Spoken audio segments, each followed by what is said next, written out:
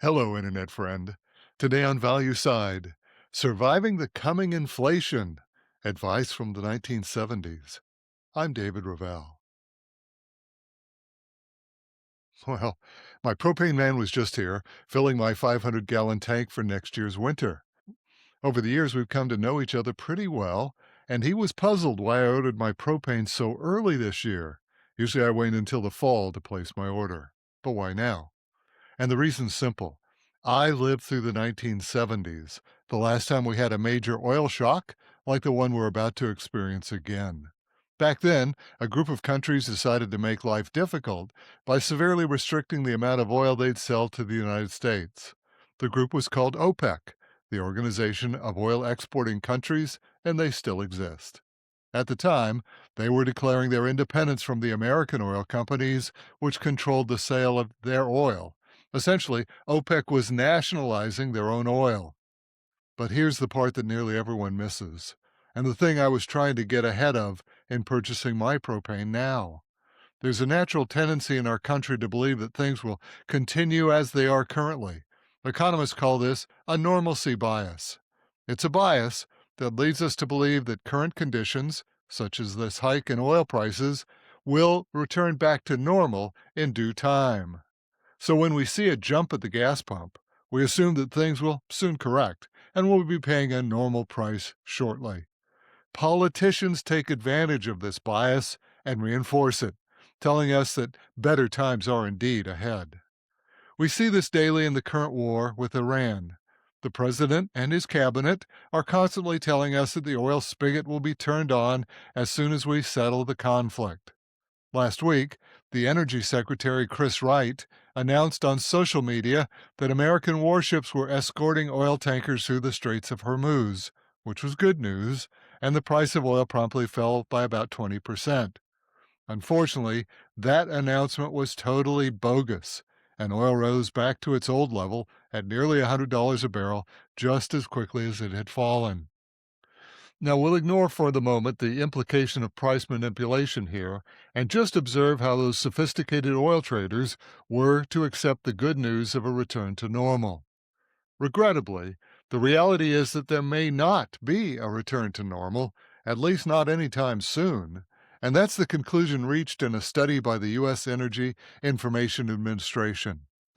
On a report published back on March 30th in 2011, entitled, quote, "The Effects of Crude Oil Supply Disruption, How Long Can They Last?" unquote, the report looked at 4 instances of supply disruption. In the first, the 1978-79 Iranian Revolution, Iran's ability to supply oil to the world markets never returned to pre-revolution levels. In the second, Iraq's invasion of Kuwait, Kuwait's oil production with U.S. aid did indeed return to pre-invasion levels, but it took 4 years. However, Iraq, which was also in that same struggle, also suffered extensive oil field disruption but lacked sufficient U.S. aid, and so it has never recovered to pre-invasion levels. And finally, the report looked at the 2002 general strike in Venezuela.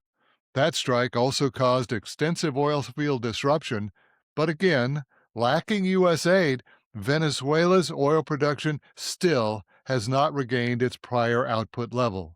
So 3 out of the 4 instances in the report indicate they never came back to their same oil production levels as before the crisis.